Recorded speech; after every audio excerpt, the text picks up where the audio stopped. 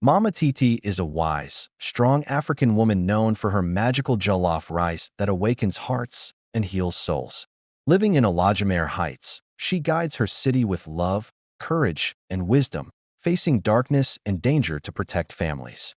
With her son Koleo by her side, she stands as the heart of the city, teaching forgiveness, unity, and the power of truth through every steaming pot she serves. If you enjoy African folk stories filled with mysteries, betrayed justice, and love, subscribe, like, and comment where you are watching from and journey with us as the story begins. The city of Ọlódùmarè Heights pulsed like a restless heart, beating with noise, ambition, sorrow, and survival. Neon lights blinked like tired eyes, reflecting on wet asphalt roads where taxis screeched, buses groaned, and street vendors sang their daily songs of hunger and hope. From the crowded motor parks to the shadowy alleyways, life unfolded like a dramatic film, loud, chaotic, and deeply emotional. Every corner of the city carried a story. A young boy named Sanakin ran between cars selling sachet water, his bare feet hardened by years of hardship. Adirond, a struggling seamstress, stitched late into the night while dreaming of a better future. Olamide, a failed university graduate, wandered the streets with a heart heavy from rejection letters and broken promises. Everyone here carried burdens, yet no one had time to rest. At dawn, the city smelled of fresh bread, petrol fumes, roasted corn, and dust. By afternoon, it smelled of sweat, ambition, fried plantain, and desperation. At night, it smelled of heartbreak, smoke, cheap perfume, and secrets whispered under streetlights. But there was one scent that rose above all others, a smoky, rich, irresistible aroma that wrapped around the city like a spell. It was the scent of Mama Títí's jollof rice. Her stall sat at the edge of Oja Apollo, where traffic never truly stopped and voices never went silent. A battered umbrella shielded her from the sun, and her massive iron pot rested on a crackling charcoal stove. The rice inside glowed like embers, deep red, glossy, steaming, and alive with pepper, tomatoes, onions, and mystery.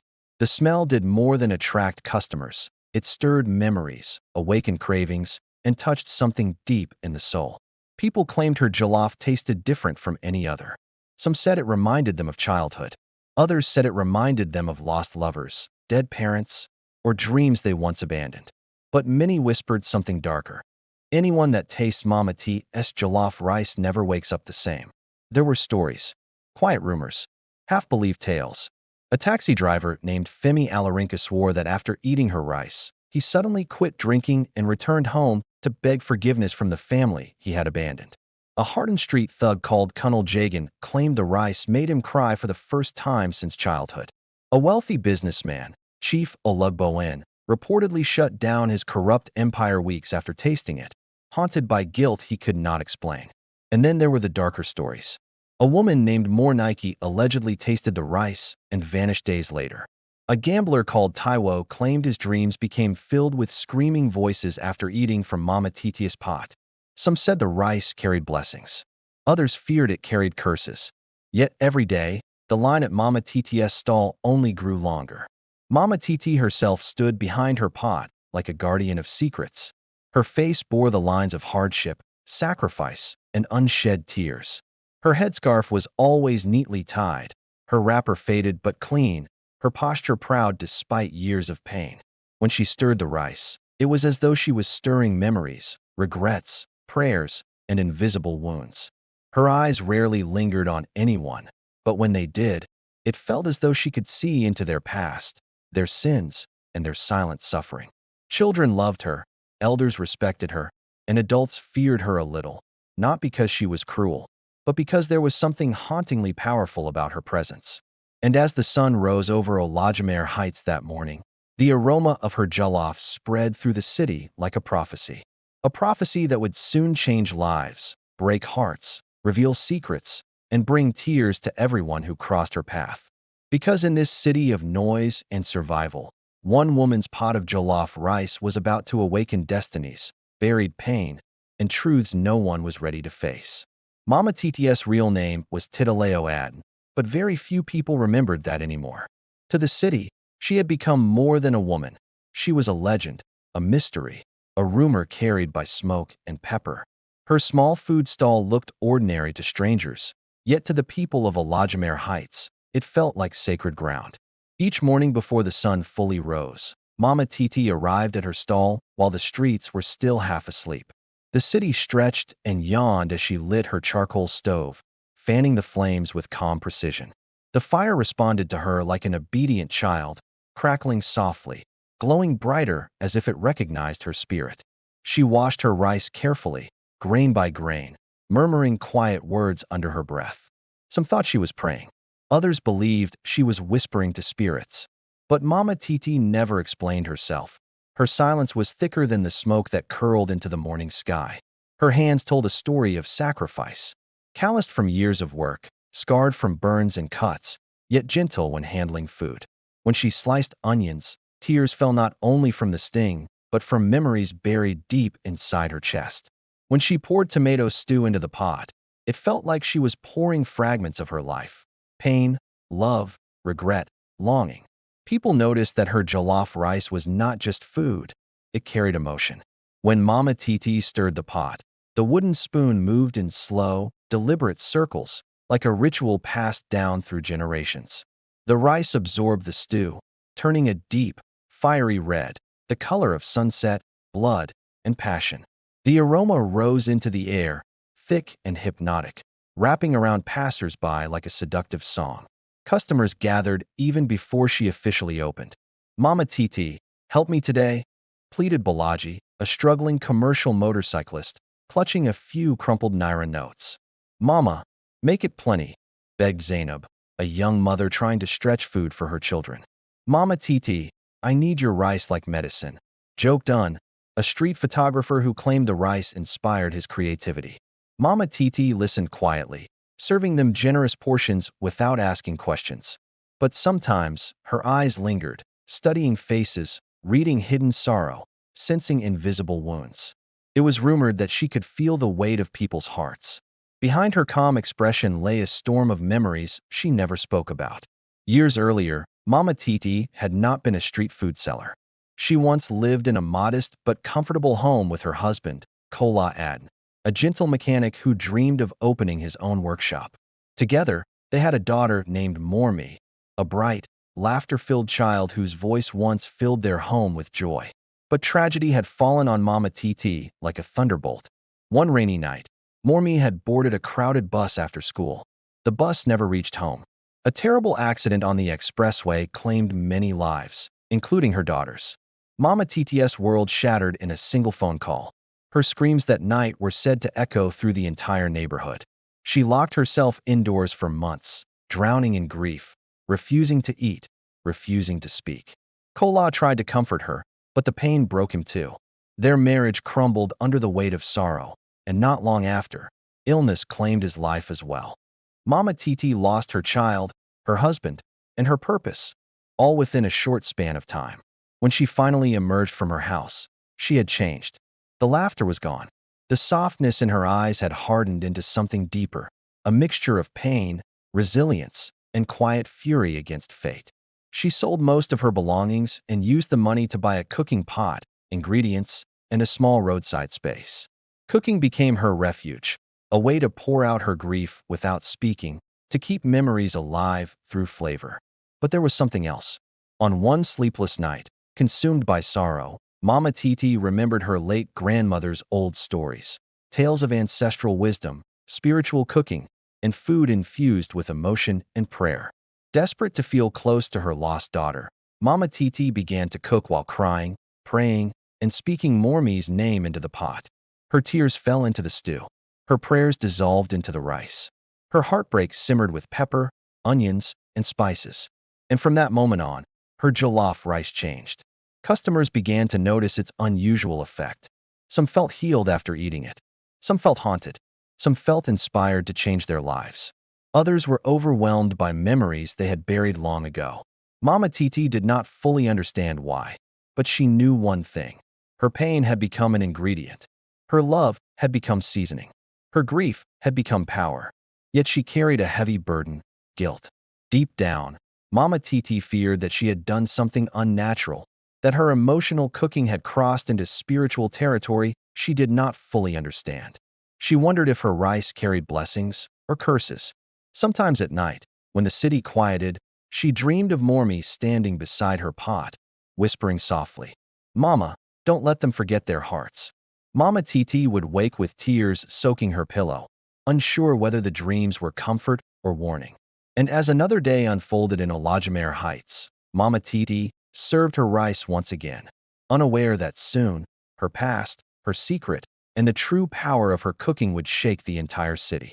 Because the story of Mama Títí had only just begun, the first time the city truly noticed something supernatural about Mama Títí's jollof rice was the day Baba Sikaru Ajanaku ate from her pot. Baba Sikaru was a retired dock worker, a man with a rough past and a hardened heart. For decades, he had lived like a storm, drinking heavily, shouting at his children, gambling away money meant for his family, and pushing away the people who loved him most.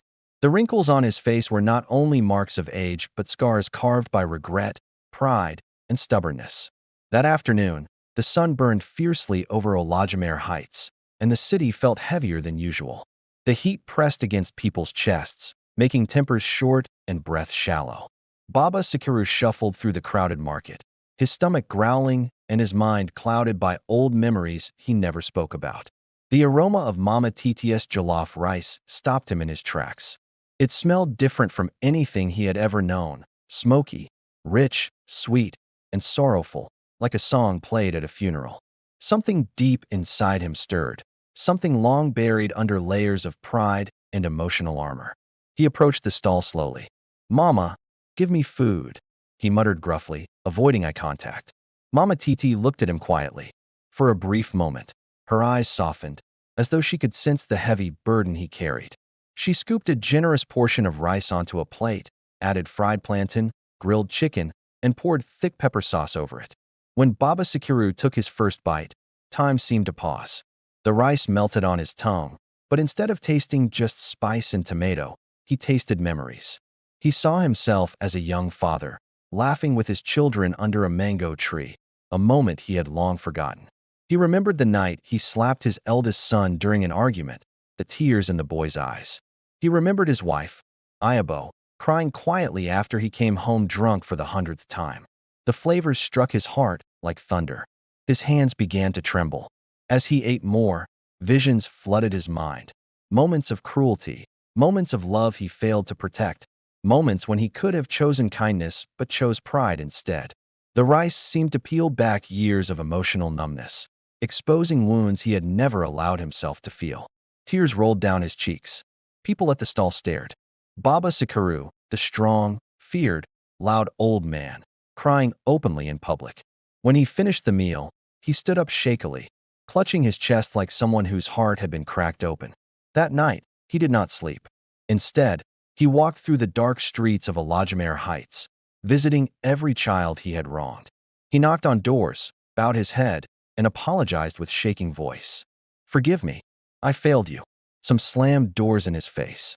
Some stared in shock. Some cried. But Baba Sikaru did not stop. By morning, he collapsed from exhaustion. Days passed, but he was never the same again. He stopped drinking. He stopped shouting. He began helping neighbors, mentoring street boys, and feeding the homeless with what little pension he had. He started going to church, sitting quietly in the back row, praying with tears in his eyes. But his heart carried too much pain. The emotional flood unleashed by Mama Títí's rice had opened wounds too deep, regrets too heavy, guilt too overwhelming. The years of buried sorrow overwhelmed his aging body. One rainy evening, Baba Sikaru passed away peacefully in his sleep. At his funeral, people whispered. He changed at the end. Mama Títí's rice healed him. Or maybe it broke him. From that day onward, stories spread faster. A young woman named Rimi Adewale ate the rice and suddenly found the courage to leave an abusive relationship. A struggling musician, Tapi Alagbida, claimed the meal inspired him to write a song so emotional it made audiences cry. A corrupt traffic officer reportedly returned stolen money after tasting the rice, haunted by guilt. But there were also darker tales. A teenage boy, Kahind, reportedly collapsed after eating the rice, overwhelmed by memories of his late mother. A businessman named Olakunal began having nightmares about his hidden crimes. A young widow, Saad, claimed the rice made her dream of her dead husband every night until she could barely function. The city began to whisper in fear and fascination. Mama Títí's rice reveals the heart. It awakens buried pain. It heals some and destroys others. Mama Títí heard the rumors, but she remained silent.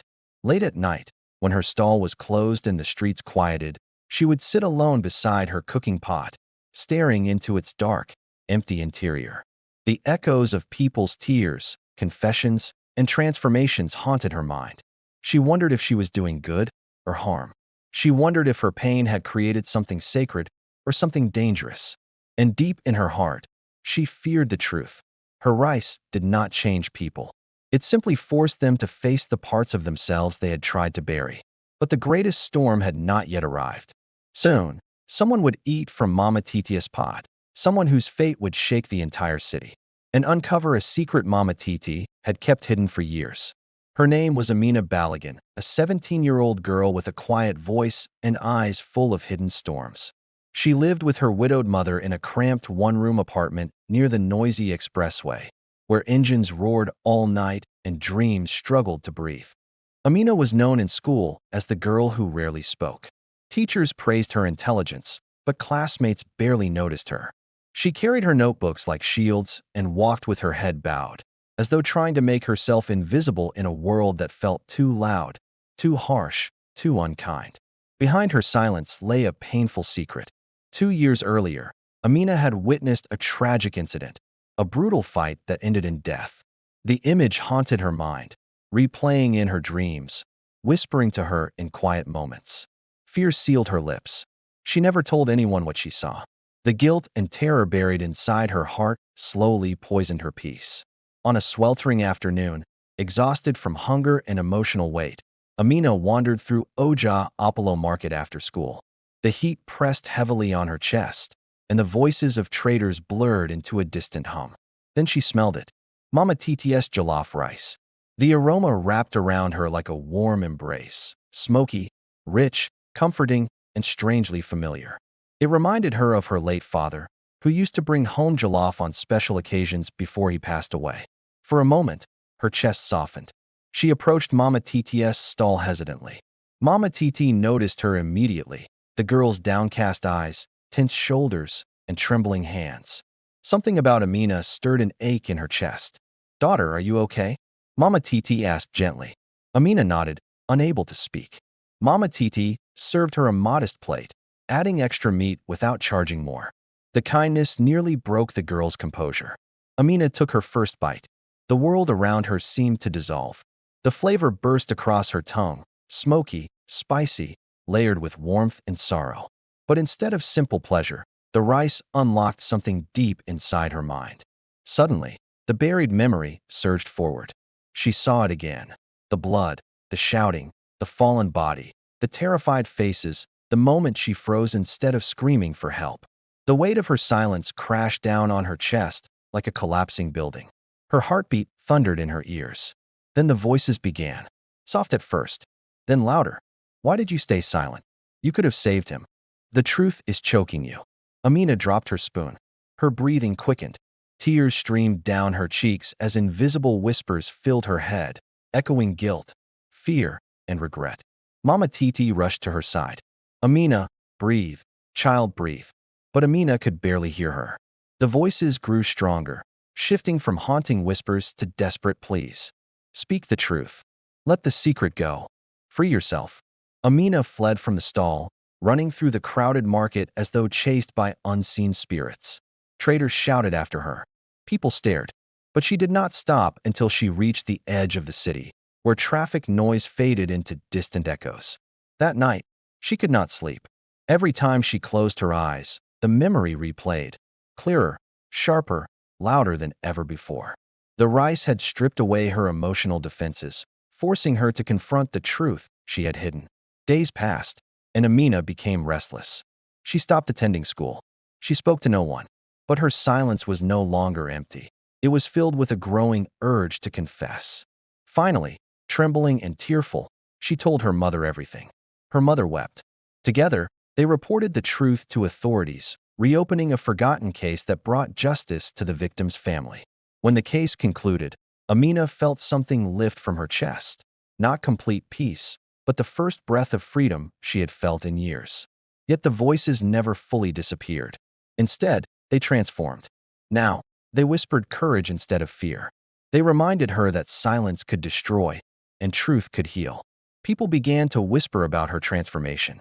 Mama Títí's rice made her brave. It forced her to face her guilt. It broke her silence. But Mama Títí could not celebrate.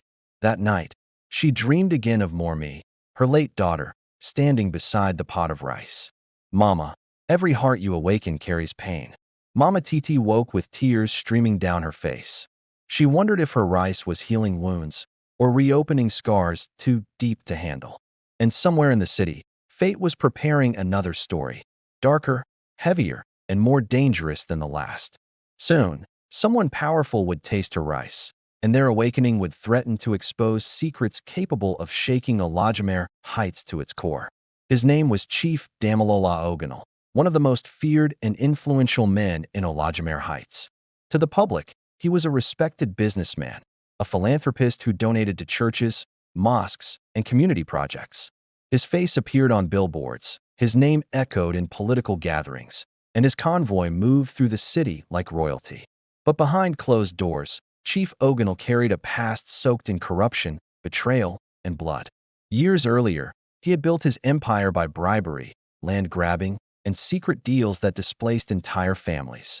He had silenced opponents, destroyed rivals, and buried truths that could ruin him if exposed. He walked with confidence, but his heart was heavy with secrets he could never confess. Yet one afternoon, fate led him to Mama Títí's stall. His driver had stopped at Oja Apollo Market to buy food, while Chief Ogunal waited impatiently in the car. The aroma of Mama Títí's jollof rice drifted through the open window, smoky, seductive, unforgettable. It reminded him of his childhood. Before power, before greed, before corruption, when his late mother used to cook jollof on festive days. For a fleeting moment, nostalgia softened his hardened heart. Against his usual pride, he stepped out of the car.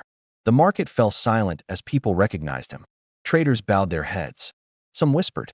Others glared quietly, remembering the harm he had caused their families. Mama Títí noticed him, her stirring slowing slightly. "Mama, serve me," he said, trying to sound casual. She looked at him for a long moment, not with fear, not with admiration, but with a quiet, unreadable gaze. She served him without speaking. Chief Ogunal took his first bite. The spoon barely touched his lips before the memories surged. He saw faces he had tried to forget, displaced villagers crying as bulldozers destroyed their homes. He saw the night he ordered the intimidation of a journalist named Tunda Jibola, whose investigation threatened to expose his corruption. He remembered signing papers that sent innocent men to prison. The rice burned on his tongue, not with spice, but with guilt. His chest tightened. Each bite dragged another secret into the light. He saw a young woman named Bizi, the former lover he abandoned when she became pregnant. He saw the child he never acknowledged. He saw every lie, every bribe, every betrayal rising like ghosts. His hands began to shake. For the first time in decades, fear pierced through his armor. That night, Chief Ogunal could not sleep. Nightmares flooded his mind. Courtroom trials, angry crowds, crying families, and the accusing eyes of those he had wronged. He heard whispers in the dark. Confess. Return what you stole. Face the truth. He began to panic. He doubled his security. He made frantic phone calls to lawyers. He attempted to bury his past even deeper, but the memories would not release him. Days later, he returned to Mama Títí's stall, not for food, but for answers. "What did you put in that rice?" he demanded angrily. Mama Títí met his gaze calmly. "Nothing but truth," she replied softly. Her words struck him harder than any insult. Soon, Chief Ogunal's behavior changed. He became paranoid, canceled public appearances, and rumors spread that he was losing his mind. Then the unthinkable happened. One morning, he called a press conference. With trembling hands and tear-filled eyes, he confessed to several corrupt dealings. He admitted to stolen lands, bribery, and hidden assets. He promised restitution and surrendered evidence that could implicate powerful allies. The city erupted. Some praised his courage, some called it madness, and some blamed Mama Títí. Chief Ogunle's empire began to crumble. Investigations launched, enemies resurfaced, and his family distanced themselves. But despite the chaos, Chief Ogunle felt lighter, broken, but honest. Meanwhile, fear spread across Ọlódùmarè Heights. Her rice is dangerous. It forces people to confess. It can destroy powerful men. Mama Títí felt the weight of the rumors pressing on her chest. Late that night, she stood alone beside her pot, staring at her reflection in its dark metal. "Am I helping them or ruining them?" she whispered. But destiny had already chosen its next victim. A young boy, innocent, wounded, and filled with quiet pain, was about to taste her rice. And his awakening would touch the deepest, most heartbreaking secret of Mama Títí's own past. His name was Láyọ, a thin, quiet orphan boy who roamed the streets of Ọlódùmarè Heights with a small plastic bag slung over his shoulder. Inside it were his only possessions: worn clothes, a cracked notebook, and a pencil he guarded like treasure. Láyọ had no real home. His parents had died years earlier in a violent clash that swallowed many innocent lives. Since then, he had survived by running errands, washing cars, collecting scrap metal, and sometimes begging, not because he wanted to, but because hunger gave him no choice. Yet despite his hardship, there was a softness about him. He helped younger street children, shared food when he could, and still believed in kindness, even though life had shown him cruelty more often than love. One evening, exhausted and starving, Láyọ wandered into Ọjà Apollo Market as the sun melted into the horizon. The market buzzed with noise, but his stomach drowned it all with painful growls. Then he smelled it. Mama Títí's jollof rice. The aroma pulled him closer like a gentle hand guiding a lost soul. It reminded him of the last meal his mother cooked before she died. Warm, spicy, filled with love. He approached the stall hesitantly, afraid of being chased away. Mama Títí noticed him immediately. His thin frame, his tired eyes, his quiet politeness. And something deep inside her chest tightened. He reminded her of Mormi, her late daughter. The same gentle gaze, the same quiet strength, the same sadness hidden behind bravery. "Mama, please. I don't have much money," Láyọ whispered.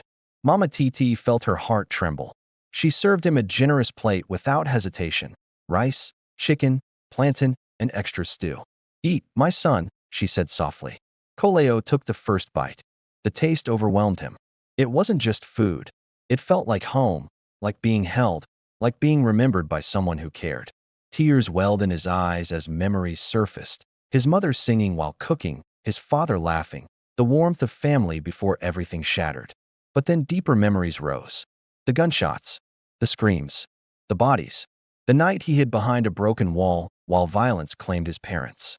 His hands began to shake. The rice unlocked emotions he had buried to survive: fear, loneliness, grief, and the pain of growing up without love. He cried quietly over his plate. Mama Títí sat beside him.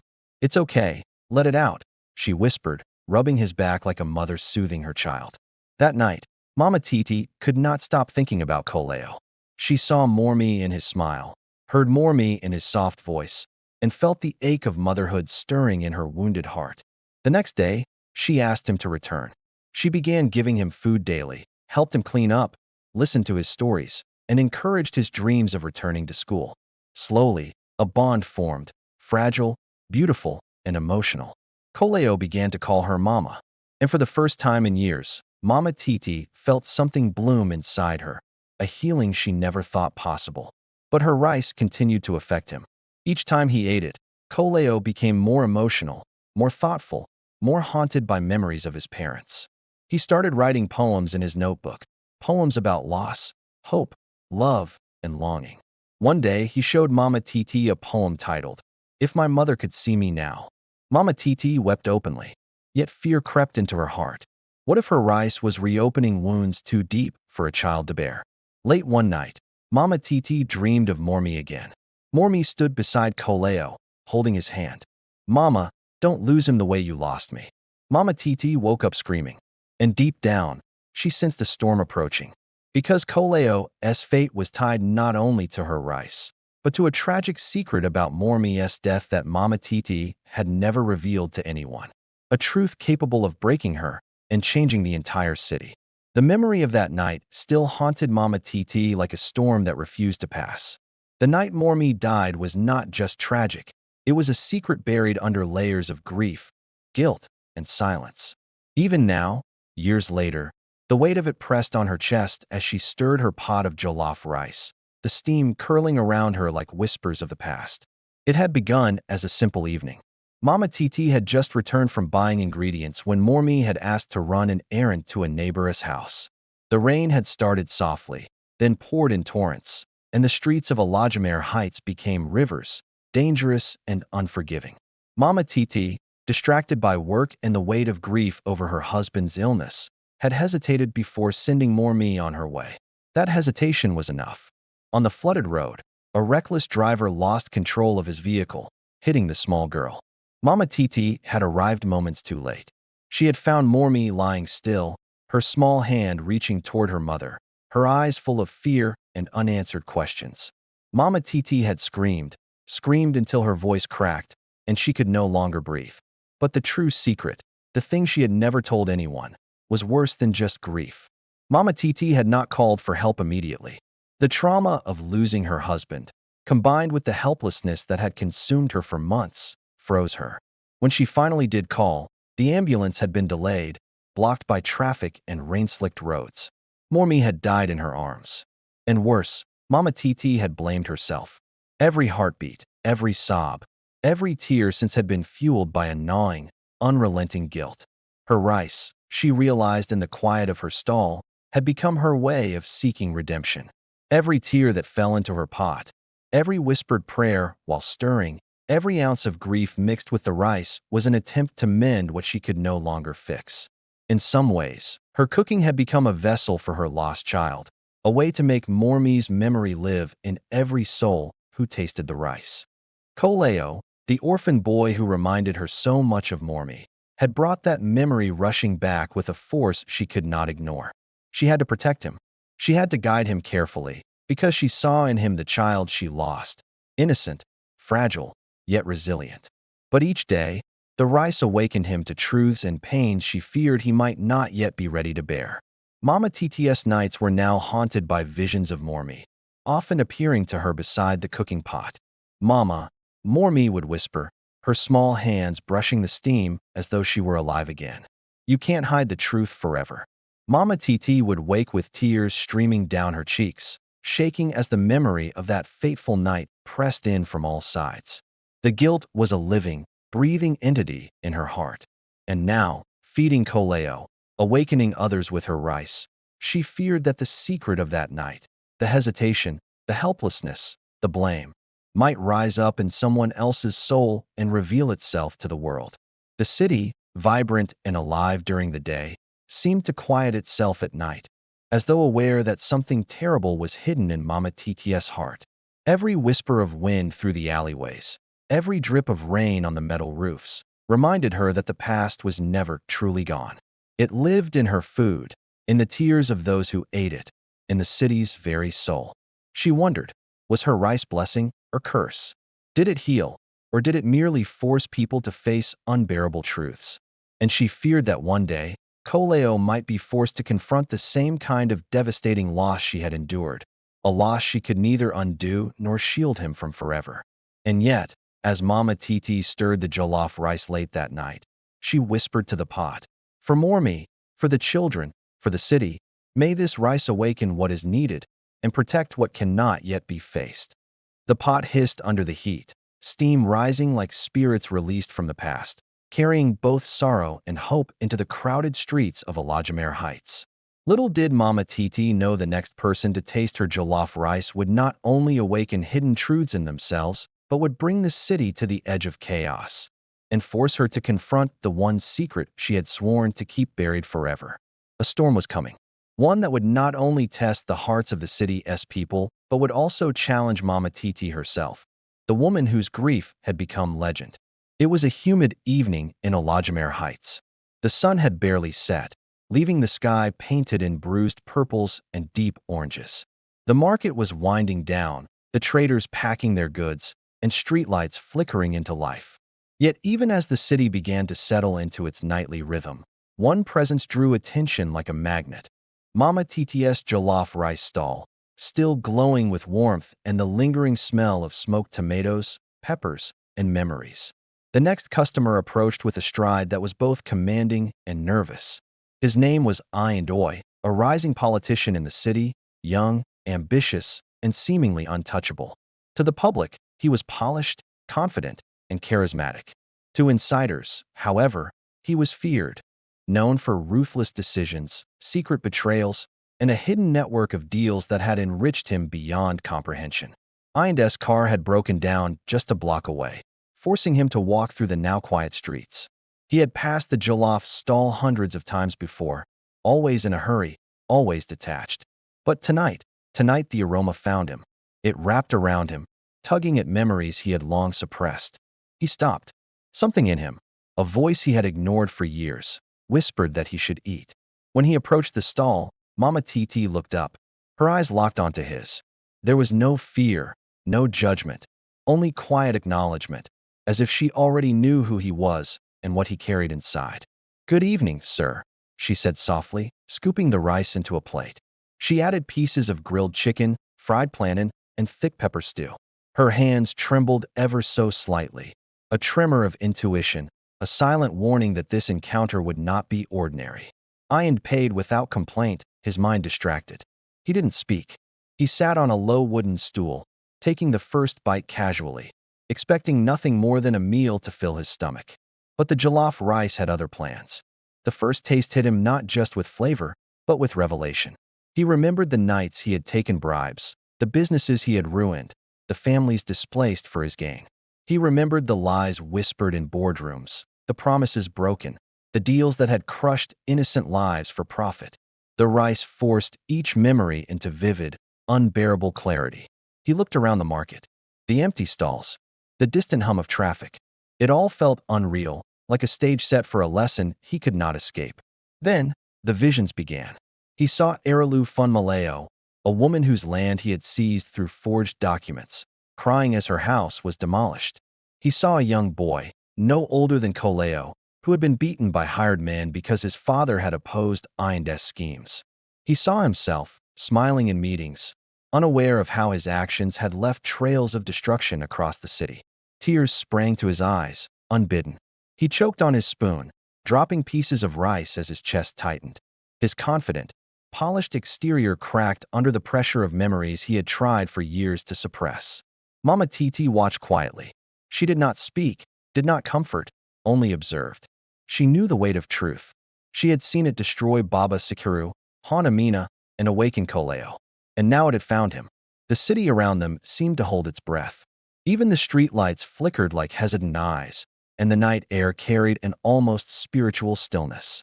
Ian tried to stand, to leave, to reclaim the power he always wielded effortlessly. But he could not. His legs shook. His mind screamed. His chest ached, and his throat felt raw. He had been forced to confront the humanity he had buried under ambition and greed. By the end of the plate, Ian collapsed to his knees beside the stall. Tears flowed freely. He was no longer the politician the city feared. He was a man laid bare, trembling before the woman and the rice that had stripped him of pretense. Mama Títí knelt beside him. "You cannot run from yourself," she whispered. "The truth lives inside everyone. It is only a matter of time before it awakens." Ian bowed his head, sobbing, the weight of decades of guilt crushing him. For hours, he stayed there, trembling, weeping, until the first sounds of dawn crept into the city. By morning, news had spread, quietly at first, then in hushed whispers. Oi, the untouchable politician, broke down in the market. Mama Títí's rice, people said, voice trembling. It changes people. The story reached every corner of Ọlódùmarè Heights. Fear and reverence grew in equal measure. Parents warned children to respect the stall, young men whispered of its power, and elders debated whether Mama Títí was blessed or cursed. Meanwhile, Mama Títí knew the storm she had unleashed had only begun. She returned to her home that morning, exhausted yet alert, staring at the empty pot with haunted eyes. Koleo sat beside her, sensing tension he could not explain. "Mama, what is happening?" he asked softly. She shook her head, tears welling. The rice, it is awakening truths in people, my son, she whispered. Some are ready, some are not. And soon, someone will come who is neither innocent nor repentant, someone whose heart is full of darkness. When they taste the rice, the city will tremble. Koleo clutched her hand. Will they hurt us, Mama? Mama Títí pressed a kiss to his forehead, her voice breaking. I do not know, but we will face them together. Outside, Ọlódùmarè Heights moved as always, unaware of the power simmering in a small stall at the edge of the market. The city slept, unaware that one woman's grief, one secret, and one extraordinary pot of jollof rice were about to awaken forces that could change every life within its borders. And somewhere, in the shadows of the city, a new figure watched, someone who had been waiting for this moment, someone whose taste of the rice would ignite a chain of events no one would survive unscathed. Night had fallen over Ọlódùmarè Heights, and the city streets were quiet, save for the distant hum of traffic and the occasional cry of a stray dog. The market, which had been alive with shouting traders and bargaining customers just hours ago, now lay empty, illuminated only by the flickering light of street lamps and the occasional neon sign from closed shops. Mama Títí sat beside her stove, stirring the jollof rice slowly. The pot hissed, releasing fragrant smoke that swirled into the darkness like a living spirit. Her eyes were weary but alert, and the events of the past days weighed heavily on her chest. Baba Sakru, Amina, Koleo, Chief Oganal, and Ayand, all had tasted her rice, and all had been changed, some in ways too deep for words. She knew her rice carried more than flavor. It carried truth, memory, guilt, healing, and sometimes pain. But she had never imagined it would attract eyes that watched without mercy. From the shadows across the street, a figure lingered. Hidden beneath a hood, they observed the flickering glow of the stall. The air around them seemed colder than the night itself, and the faintest shiver of darkness clung to their presence. They did not move, yet they were everywhere in the periphery, in the corners of Mama Títí's eyes, in the subtle flicker of the lamplight, in the whisper of the wind. This was someone who had heard the rumors. Someone who had watched the city tremble at the stories of Mama Títí's jollof rice. Someone who did not fear the police, the people, or even the gods themselves. They wanted the rice for themselves. Slowly, they began to approach. Every step was silent, deliberate, like a predator stalking prey. Mama Títí, stirring her rice, sensed the change in the air. Her hands froze. Her heart skipped a beat. She did not look up. She did not need to. She knew instinctively that this was different. This was not a grieving father, a lost child, or a guilty man. This was someone dangerous, someone who would stop at nothing to get what they wanted. The figure stopped at the edge of the light, watching her every movement. Mama Títí finally looked up. Her gaze locked onto the shadow.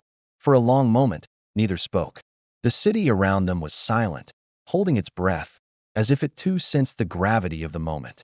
I have come for what you possess, the figure said finally, their voice low, sharp, and cold. The power in that rice, it must be mine. Mama Títí's lips pressed into a thin line. She felt the weight of her tears, her guilt, her love for Koleo, and the memory of Mormi pressing down on her shoulders. This is not yours to take, she said, her voice steady despite the fear curling in her stomach. It belongs to the city, to those who taste it. It cannot be controlled by greed or malice. The shadow moved closer, revealing a hint of a face beneath the hood, sharp eyes, a cruel smile, and hands that had known only destruction. Mama Títí recognized him instantly. He was someone powerful in the city, a man who had orchestrated crimes for decades without conscience. He had manipulated politicians, silenced journalists, and built his empire on lies. And now, he wanted the one thing he could never manipulate, the truth itself. I have watched the city suffer, watched people tremble under your influence, he sneered. But I am stronger than they are. I will taste your rice, and I will bend it to my will. You cannot stop me. Mama Títí's chest tightened. She knew that this moment could determine the fate of the entire city. If he ate the rice, the consequences would be catastrophic. The rice that forced truth, repentance, and healing could awaken destruction, fear, and chaos in his heart instead. She glanced at Koleo, who was asleep nearby, exhausted from the day's lessons and experiences. The boy stirred slightly, sensing tension in the air. Mama Títí understood. She could not let him eat it. Not tonight. Not ever. The shadow stepped closer still, the first real touch of danger brushing against the warmth of her stall. The night air grew heavier, thicker, as if the city itself was holding its breath, waiting to see who would dominate. In that moment, Mama Títí realized something terrifying. She had faced grief, loss, and the pain of countless souls. But she had never faced evil with the courage to take what it wanted, no matter the cost. This was different. This was darkness that would not bend, that would not repent, that would not listen. The jollof rice simmered, sending up a fragrant smoke that seemed to curl around her like protective hands. Mama Títí lifted her wooden spoon and whispered, almost like a prayer, "If it must be tasted, let it be truth that falls, not destruction. Let the spirits guide this night." The shadow's grin widened, unaware of the full weight of what lay in the pot. But Mama Títí knew that the night ahead would test every ounce of courage, grief, love, and power she had carried for years. Somewhere in the darkness, Coleo murmured in his sleep, "Mama, be careful." And Mama Títí, alone against a figure who had already caused untold suffering in the city, felt the full magnitude of her responsibility. If she failed, the entire city of Ọlódùmarè Heights would tremble, and the spirit of Mormi would demand justice that no one could escape. The night thickened, the streetlights flickered, the rice hissed in the pot, and the shadow waited, watching, patient and ready. Mama Títí tightened her grip on the wooden spoon, her knuckles white. The storm was here. The city was about to wake, and no one would leave the night unchanged. The shadow stepped closer, each movement deliberate, silent, almost ceremonial. Mama Títí stood behind her pot, the wooden spoon trembling in her hand, though her eyes were steady. The jollof rice bubbled softly, releasing the rich aroma that had transformed lives before, but this time, the air seemed thicker, heavier, carrying the weight of what was about to happen. The figure reached out and lifted the plate from the stall. His fingers, cold and unfeeling, hovered above the steaming rice. For a moment, he paused, as if sensing the centuries of grief, love, and secrets infused in every grain. But then he scoffed. "I fear nothing," he said, voice low and cruel. "Your rice cannot change me." Mama Títí exhaled sharply. The air around her tightened like a vice. She whispered under her breath, her voice trembling, almost a prayer. "Gods of our ancestors, spirits of the lost, protect this city. Guide the truth, but hold back destruction if it must be." The figure took the first bite, and the city screamed.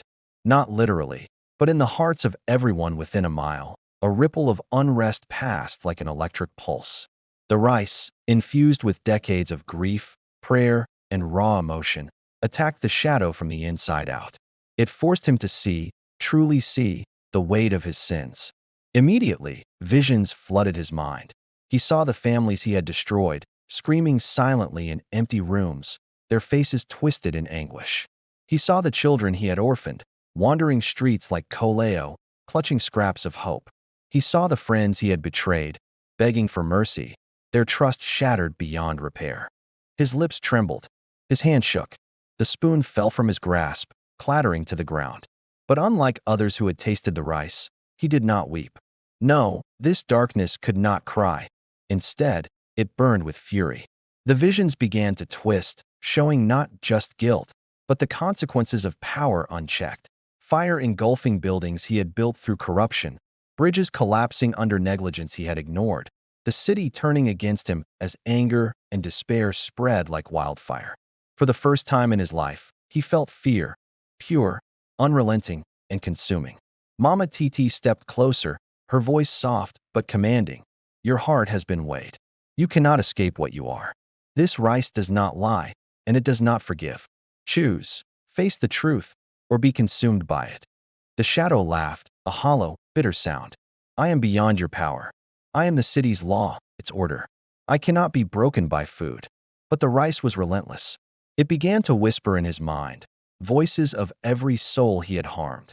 The displaced villagers, the silenced journalists, the betrayed lovers, the orphaned children. Each voice grew louder, layering over the next, until he could no longer tell reality from the visions. Outside, the city began to react. Dogs barked in unison, car alarms blared for no reason, and street lamps flickered violently. A sudden gust of wind swept through the market, scattering papers, empty baskets, and ash from nearby fires. The air seemed alive with tension, as if the city itself had felt the pulse of the jollof rice and its power being tested. Inside the stall, the shadow fell to his knees. Sweat poured down his face, his fingers clawing at his head as if trying to rip the visions out. His mind shattered and rebuilt 1,000 times in a single moment, each wave more torturous than the last. Mama Títí watched quietly, heart heavy. She had never wanted anyone to suffer so profoundly, not even someone who had caused untold pain. But this was the nature of her rice. It revealed the truth in a way the world could not ignore, and it demanded acknowledgement from those who had hidden in shadows for too long. Koleo peeked from behind her, wide-eyed, sensing both terror and awe. Even at his young age, he could feel the weight of what was happening. He clutched Mama Títí's skirt. "Mama, is he going to be okay?" Mama Títí shook her head softly. "He will survive, but he will never be the same. And the city will feel the tremors of his awakening." The shadow screamed, not in words, but in raw, primal emotion. For hours he convulsed on the ground, visions tearing through him, each more vivid, each more painful than the last. And when he finally stopped, the night was silent. When he opened his eyes, they were no longer the same. The cruelty, arrogance, and pride had been stripped away. He looked at Mama Títí and saw truth. And with that truth came fear, humility, and the realization that he had been powerless all along. The city outside exhaled. The wind died. The street lamps stabilized. The pulse of life returned, but the air still carried the aftertaste of revelation. A taste so strong, so profound, that everyone within earshot would feel the shadow of it in their dreams that night. Mama Títí stirred her pot, her hands gentle but deliberate. She whispered softly to Koleo, "Remember this, my son. Some truths are heavier than mountains. Some people cannot bear them. And some nights, the city itself weeps with us." The shadow rose, shaking but changed. For the first time, he knew fear, guilt, and remorse. And for the first time, he understood that power without conscience was nothing. But Mama Títí also knew this was only the beginning. The city had felt the tremor. Rumors would spread. The balance had shifted. And the next person to taste her rice might bring not awakening, but devastation beyond imagination. The night settled once again over Ọlódùmarè Heights. But beneath the quiet streets, whispers began to stir. Whispers of the woman who cooked truth, grief, and power into a pot of rice. And the storm of the city's hearts had only just begun. The morning in Ọlódùmarè Heights was heavy, thick with humidity and anticipation. The air smelled of wet earth, fried yam from street vendors, and the faint, lingering scent of Mama Títí's jollof rice that had seeped into the alleys overnight like a silent messenger. People woke slowly, stretching, rubbing their eyes, unaware that the city had already shifted while they slept. By sunrise, whispers had begun. Traders at Oja Apollo Market spoke in hushed tones. Mothers warned their children to be careful, their voices trembling with stories that no one had dared confirm. Men in offices glanced at one another nervously, unsettled by dreams that clung to them like shadows. Across the city, something intangible had moved, a current of fear, guilt, and clarity that no one could explain. The shadow from the previous night, Oi, had returned to his penthouse, but he was not the same. He walked through the corridors of his empire like a man haunted. Every corner reminded him of the people he had harmed. Every luxury seemed tainted, and every whisper of his staff carried echoes of the rice's truth. Meetings that once ran smoothly were now unbearable. Employees glanced at him nervously as he stumbled over words, staring into space as visions replayed in his mind. Children crying, mothers begging, families destroyed. Meanwhile, Koleo woke at Mama Títí's stall before dawn, rubbing his eyes. The boy had begun to feel the city's pulse in his own heart, a rhythm tied to the souls stirred by the rice. He noticed the small things first. The bird that usually sang outside the stall refused to perch that morning. The river nearby seemed heavier, darker, and the distant hum of engines sounded sharper, like a warning. Mama Títí prepared another batch of rice, but this time the energy in the air was different. She could feel it. The city itself was alive with her cooking. Each grain seemed to carry a vibration, moving unseen through homes, schools, offices, and streets. It whispered secrets, pulled buried regrets to the surface and reminded people of what they had ignored for too long. By mid-morning, the ripple became undeniable. A teacher at Iliko Giga Olajimare, known for his strict discipline, broke down in class, apologizing to students he had humiliated over years. He spoke of his bitterness, his jealousy, and the regrets he had buried deep within. The children listened, wide-eyed, some crying quietly at the rare honesty. In another part of the city, a market woman named Yunmi sat in her stall, cutting vegetables, only to suddenly remember the nights she had stolen from her younger sister to feed her own family. She dropped her knife and wept, overwhelmed by the memory, shaking as if the rice itself had entered her veins and forced her to see herself clearly. Even the city's powerful felt the stirrings. Chiefs, politicians, and businessmen who had ignored their conscience began to tremble in offices and mansions. Every action, every lie, every betrayal clawed its way back into their minds. Some tried to deny it, some prayed feverishly, but the truth could not be silenced. Rumors spread fast, whispers that Mama Títí's rice could not only heal, but awaken souls. People spoke in awe and fear. Have you eaten it? Did you feel it? I dreamed of my father's face, and I cried for the first time in decades. The rice, it sees your heart. It knows what you hide. Even strangers across town began leaving their homes, drawn by the faint but undeniable aroma wafting through streets like a herald of reckoning. Some sought forgiveness from those they had wronged. Others confronted their own fears and shame, and a few, consumed by pride or denial, fled the city in panic. By noon, Ọlódùmarè Heights had transformed. The city pulsed not just with life, but with emotion, pain, hope, grief, guilt, and truth, a wave that no one could resist. Mama Títí watched it all quietly from her stall, her heart heavy.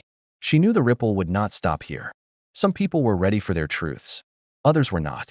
Some would find healing, and others might break completely under the weight of revelation. Koleo approached her, eyes wide. "Mama, the city, it's crying," he whispered. She nodded, her hands trembling as she stirred the rice. "Yes, my son," she said softly, "and it will cry until every heart is awake. But remember this, awakening is painful. Some will never forgive themselves. Some may even hate what they see. And some will rise stronger than ever before." Across the city, the ripple continued to grow. A street brawl broke out over a minor argument, only for the combatants to stop mid-fight, drop to their knees, and beg forgiveness from one another. A gang of thieves confronted each other over stolen loot, tears streaking their faces as they returned the items and confessed the motives behind their crimes. Families long estranged reunited spontaneously, embracing amid sobs in the middle of empty streets. Mama Títí understood then that her rice was no longer just food. It was a mirror, a reckoning, and a force that could reshape the very soul of a city. But she also knew the danger. Some hearts could not endure such awakening. And there was still the shadow, the one who had tasted her rice with malice in his heart. That ripple, already spreading through the city, could awaken destruction if it touched him again. She glanced at Koleo, and her lips pressed into a thin, determined line. "We cannot stop it now," she whispered. "We can only guide it, and pray that the city survives what must come next." The wind picked up outside, carrying the scent of her rice far and wide. Trees swayed, birds scattered, and the city itself seemed to shiver. Something monumental was unfolding. And in the shadows, the dangerous figure who had tasted the rice last night watched silently, his mind already turning, planning, fearing, and waiting for the moment to strike back. Mama Títí stirred her rice again, whispering softly to the pot, "Let truth awaken, but let mercy follow, for the night ahead will be the darkest yet." And so, the ripple of awakening spread, reaching every alley, every home, every heart in Ọlódùmarè Heights. The city had begun to weep, remember, repent, and tremble. The night in Ọlódùmarè Heights was heavy, almost suffocating. Rain drizzled down the streets in thin, relentless sheets, turning alleys into slick rivers. The city was quiet, but beneath the silence was tension, the echoes of the day's awakening still resonating in every home, every office, every heart. People slept uneasily, dreams haunted by confessions, regrets, and visions they could not fully understand. Mama Títí had closed her stall for the night, but she did not rest. She sat by the window of her small home, staring at the empty streets below. Koleo slept fitfully on the floor, clutching his small bag of belongings, while she stirred a small pot of rice on the stove, a quieter, safer batch meant for tomorrow's morning customers. But she felt it immediately. The shadow was moving. Silent, deliberate, and unseen, he slithered through the city's quiet streets like a storm cloud ready to strike. He had tasted her rice before, but unlike others, he had not been broken completely. Instead, the visions of guilt, regret, and truth had awakened something dark inside him. An understanding of how the rice could be used to control, punish, or terrify others. He moved toward the stall, not to eat, but to steal, corrupt, and manipulate. He knew that with the rice in his hands, he could awaken the city in chaos instead of healing. And he was willing to risk everything to seize that power. Mama Títí sensed him before he arrived. The hair on the back of her neck rose, her stomach tightened, and the familiar calm dread that had accompanied her for years filled her chest. She whispered to herself, "It is him, the darkness. And he will not taste it as others have. He will try to twist it." The shadow reached the market quietly, observing the empty stalls, the scattered remnants of the day's chaos, and the flickering streetlights. He had prepared for this night. He wore gloves, carried a small satchel, and had studied the layout of Mama Títí's home from a distance. But as he neared the stall, the aroma of the simmering rice hit him like a wave, heavy and tangible. It reminded him of the power he had felt before, and it ignited a dangerous idea. If he could manipulate the rice, he could awaken fear, obedience, and submission in the entire city. He moved to grab a portion from the pot, but Mama Títí stepped forward, standing between him and the rice. Her eyes, bright with determination and sorrow, held him in place. "Do not," she said, voice low but unshakable. "If you touch this rice with greed, the city will burn, and you will not survive it." The shadow laughed, a hollow, chilling sound that cut through the quiet night. "You underestimate me," he sneered. "I am not like the others who tasted your magic. I can control it. I can bend it. Give it to me, and I will make this city kneel before me. It will serve me, or it will burn." Mama Títí's hands gripped the wooden spoon tighter. She knew that one wrong move, one misstep, and the rice's power could indeed unleash catastrophe. She whispered softly to Koleo, "Wake, my son. You must see. You must learn. The city depends on us tonight." Koleo stirred, eyes wide and alert, understanding instinctively the gravity of the moment. The shadow lunged, reaching for the pot. But the rice, infused with decades of grief, prayer, and love, reacted. Steam rose violently, swirling around the shadow like living flames. He staggered back, coughing as if the visions themselves had become physical. The memories of the people he had hurt, the orphans, the widows, the stolen children, appeared before his eyes, impossible to ignore, impossible to suppress. He roared, furious, attempting to force himself through the visions. But Mama Títí's voice cut through the storm. "You will not take what is not meant for you. The rice chooses the heart, not the hand that grabs it." For hours, the two faced each other in that quiet, rain-drenched night. The shadow tried to bend the rice to his will, but every attempt unleashed a force he could not control. Memories, guilt, visions of destruction, all surged toward him, forcing him to confront truths he had buried for decades. The city around them responded. Windows rattled. Dogs barked furiously. Lamps flickered. Even the wind seemed to howl in warning. Koleo watched, trembling but inspired. He saw Mama Títí's strength, her courage, and the power of grief turned into protection. He understood, for the first time, that some forces could not be controlled by greed, ambition, or cruelty. Finally, exhausted and broken, the shadow fell to his knees. His hands covered his face as the visions overwhelmed him. He realized that no amount of cunning, strength, or malice could bend the rice. It could awaken, it could reveal, and it could change, but it never served the wicked willingly. Mama Títí exhaled, her shoulders sagging with relief, but she knew this was far from over. The city had already been touched by the ripple. Many hearts were awakened, but some would resist the truth. And the shadow, even broken, humbled, and terrified, would recover. She stirred the rice slowly, whispering to it like an old prayer. "Let this night end in protection, not destruction. Let hearts awaken, but may the darkness learn its limits. The shadow remained on the ground, trembling, and the rain continued to fall, washing the streets of Ọlódùmarè Heights in silver light. But in the city, whispers began to spread once again. Of the woman who had tamed a shadow, the boy who watched in awe, and the jollof rice that could awaken hearts, reveal truths, and shake the very soul of the city. Mama Títí knew one thing with certainty. The night had ended, but the story of the rice, and the city it fed, was only beginning. Dawn broke over Ọlódùmarè Heights like a hesitant promise. The streets glistened with rain, reflecting the orange glow of the rising sun. The market was quiet, yet alive with a strange tension. People moved slowly, their footsteps heavier than usual, their faces etched with introspection, regret, or wonder. Something invisible had shifted overnight, something that could not be denied. Mama Títí sat outside her stall, cleaning utensils with a quiet reverence. Ọlódùmarè sat beside her, clutching a small notebook. He had watched the shadow, a man feared by the city, reduced to trembling, tears streaming down his face, forced to confront a lifetime of cruelty. "Mama," he whispered, eyes wide. "What we saw, it changed him. Do you think the city will ever be the same?" Mama Títí stirred the last grains of rice, her eyes scanning the empty streets. She nodded slowly. "The city is always the same, my son. It sleeps, it wakes, it fights, it forgets. But tonight, it has remembered itself. Some hearts will carry the truth. Some will reject it. And some will crumble under it." The first ripple of awakening appeared in the streets.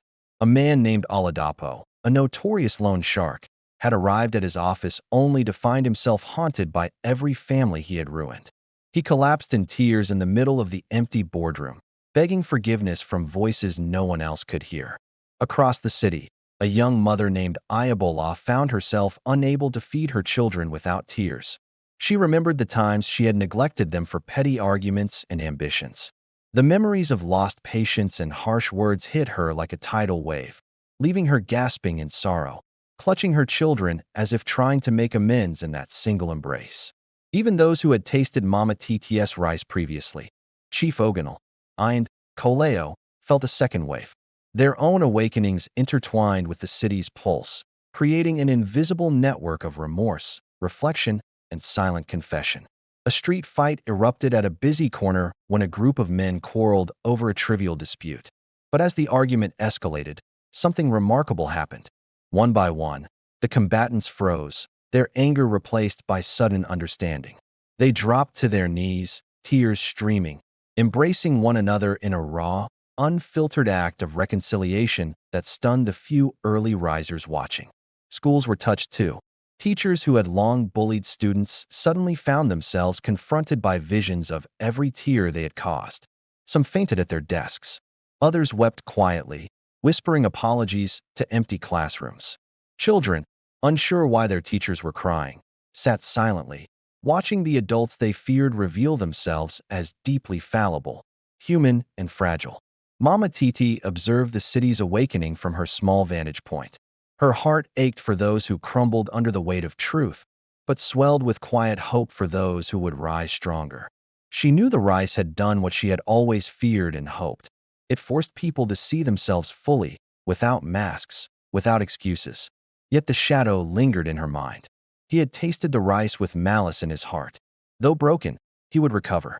And with the city now awake, he might seek revenge, trying to turn the power of awakening into a weapon of chaos. Ọlódùmarè, sensing her worry, touched her hand. "Mama, will he come back?" She looked down at him, eyes soft but fierce. "Yes, my son, but we will be ready. We have the truth, and the truth cannot be defeated. It is heavy, it is painful, but it is stronger than lies, fear, or greed." As the morning progressed, more and more people began to feel the ripple. Strangers helped strangers on streets. Neighbors apologized for long-held grudges, and children hugged parents they had never truly understood. The city itself seemed lighter, as if shedding a layer of darkness it had carried for too long. But the awakening came with its shadows. Some could not endure the weight of guilt. A man collapsed from the memories of the corruption he had inflicted on his workers. A mother fainted under the sorrow of years of neglect. And somewhere, someone whose heart was entirely consumed by malice, yet unseen, began plotting, sensing the power of Mama Títí's rice and the vulnerability of those awakened by it.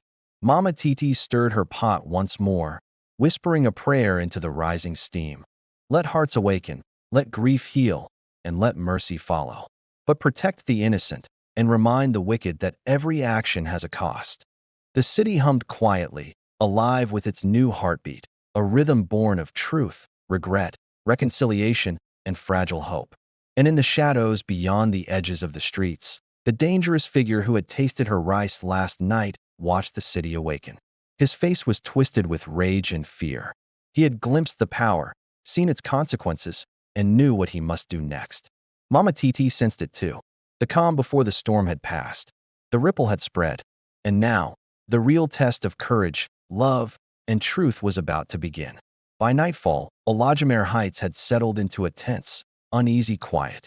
The awakening of the day had left hearts raw, some humbled, some broken, some reborn. Mothers held their children closer, fathers whispered apologies long overdue, and the city streets carried a strange hum, like a heartbeat touched by truth. But in the shadows, the dangerous figure, the shadow who had tasted Mama Títí's rice, plotted. His anger had fermented overnight, mixing with cunning and pride. Though he had been confronted by truth, he was not yet defeated. He had tasted the power of the rice, and now he knew how it could be turned. Not for awakening, not for healing, but for fear, control, and destruction. He moved silently through the market streets, cloaked in darkness, carrying a small, sealed container of Mama Títí's rice he had stolen when no one watched. His plan was simple but terrifying. Feed the city, not with love or revelation, but with twisted intention, awakening the worst in people instead of their hearts. Mama Títí, sensing his presence, stood by her stall. Her eyes scanned the streets, catching the flicker of movement, the shadow's familiar silhouette blending with the night. She clutched her wooden spoon, feeling the weight of decades of grief, hope, and responsibility pressing down on her shoulders. Koleo, she whispered, her voice low but urgent. He has the rice. He will try to turn it against the city. We must stop him. Koleo nodded, his small hands clutching the edge of the table. Fear burned in his chest, but he remembered what Mama Títí had taught him. The rice revealed truth, and truth was stronger than lies, greed, or cruelty. Outside, the shadow began his plan. He moved from home to home, dropping small portions of the rice into food left in open windows, soup pots, and shared plates, knowing that anyone who ate would be confronted not with revelation or healing, but with their deepest anger, envy, and fear. The effects were immediate.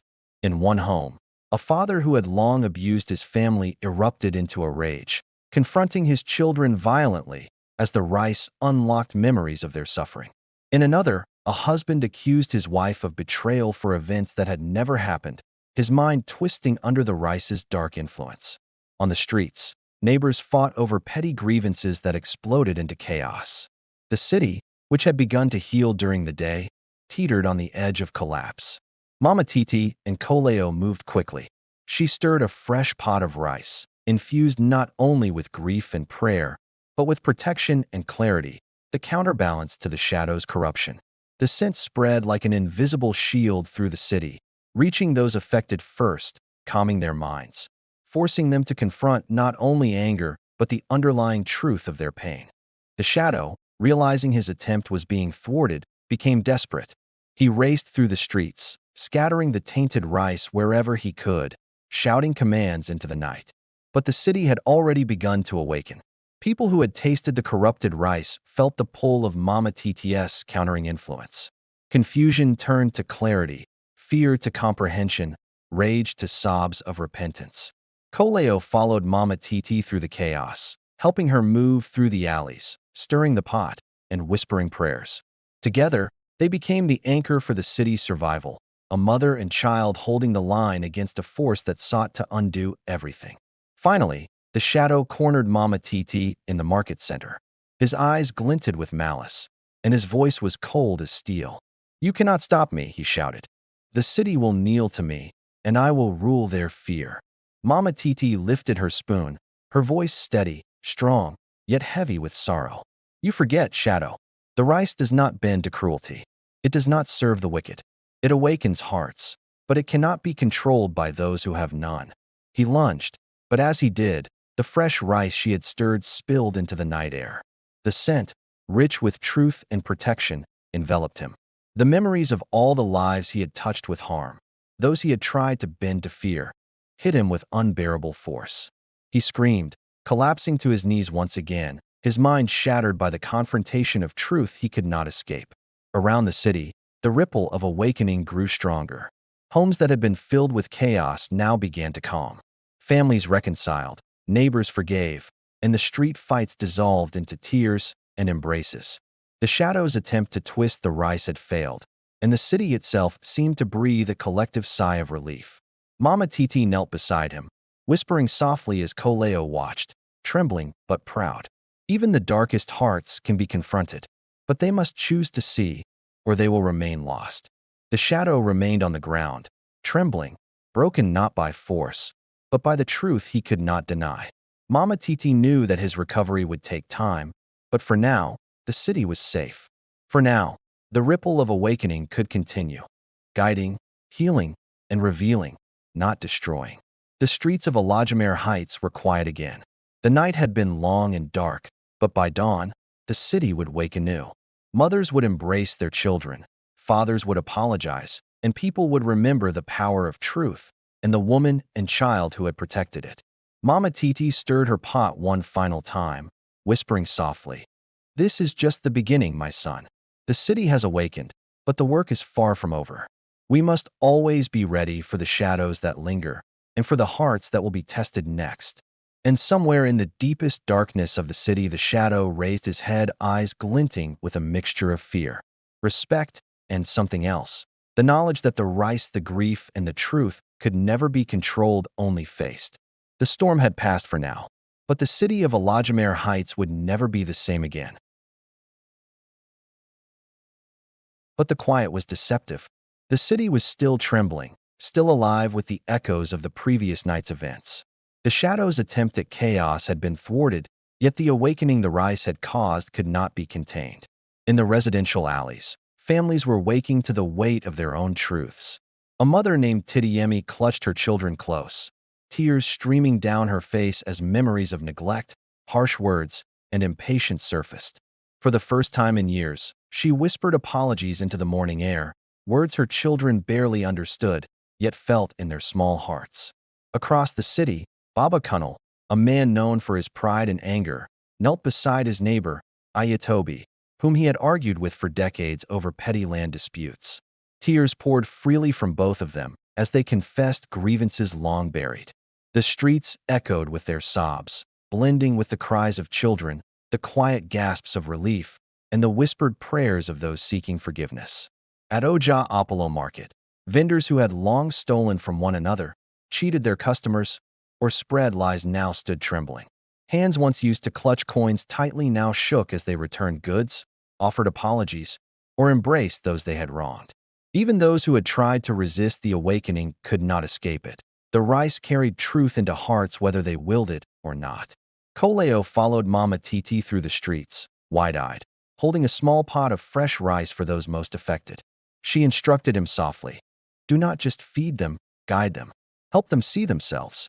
The rice awakens the heart, but they must choose what to do with the truth." They stopped at a modest home where a young man, all, had been estranged from his father for years. The rice worked its magic. Memories of pride, resentment, and silence surged through him, and for the first time, he spoke, voice trembling. "Baba, I'm sorry. I've been wrong. Please forgive me." His father, equally shaken by memories of harsh discipline and silent disappointment, broke down in tears. They embraced, sobbing together in the quiet morning, a single moment of reconciliation that rippled outward into the neighborhood. Even the city's most hardened hearts felt the stirring. Traders who had cheated to survive, youths who had stolen to feed themselves, women who had lied to protect pride, all now faced the mirror of their actions.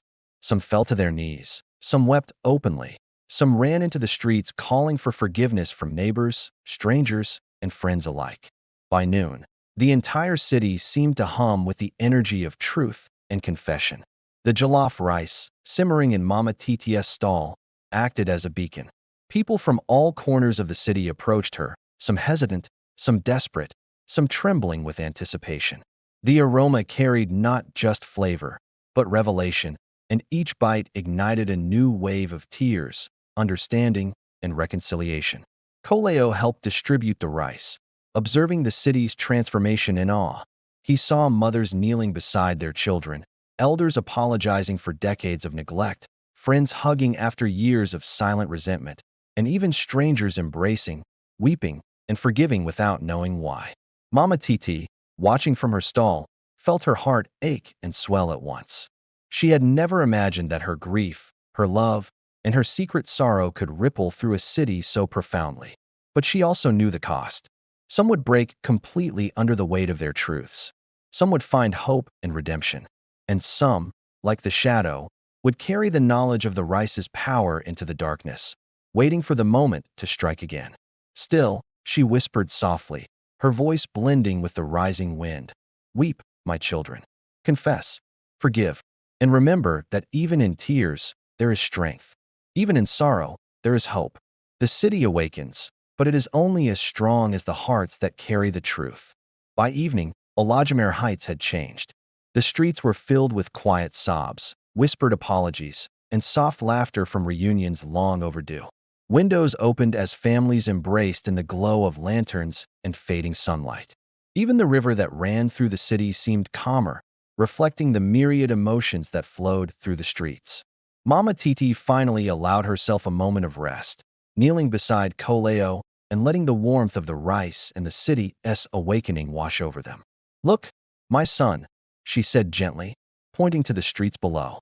See how tears can heal. See how truth can awaken hearts. But remember, the darkness is always waiting, and the rice will always choose who it awakens next. Koleo nodded solemnly, understanding more than he could express in words. He watched as neighbors embraced, friends reconciled, and strangers wept together, all touched by the magic, the grief, and the truth that flowed from Mama Títí's jollof rice. And somewhere in the shadows, the figure of the shadow lurked, eyes narrowed, mind plotting. He had tasted the power of the rice once and had been humbled, but he had not forgotten. He would return. He would try again. Mama Títí looked out over the city, the wind carrying the scent of her rice far and wide. She pressed a hand to her chest, whispering to the memory of Mormi. For you, my child, and for the hearts that need awakening, we will be ready. And so, Ọlódùmarè Heights remained awake, crying, forgiving, healing, and trembling, a city forever touched by the sorrow, love, and power of a mother's jollof rice. Night had fallen once again over Ọlódùmarè Heights, but the city no longer felt the same. The streets carried the echoes of the day's awakenings, quiet sobs, whispered apologies, and the gentle laughter of families reunited. Lanterns flickered in windows, casting golden patterns on wet streets, and the wind carried the lingering aroma of Mama Títí's rice like a protective veil. Yet in the shadows, the dangerous figure who had once tasted the rice moved silently. The shadow had spent the day nursing his pride, plotting, and letting fury ferment in the depths of his heart. He was no longer the naive, overconfident man who had believed he could control the rice. He had seen its power, felt its truth, and understood its danger. And now, he had returned with a new plan, one that would test Mama Títí, Koleo, and the city itself. He crept through alleys, avoiding the few people still awake, clutching a small, blackened pot he had prepared himself. Unlike Mama Títí's rice, his had been corrupted with malice, greed, and the dark intentions of a heart unrepentant.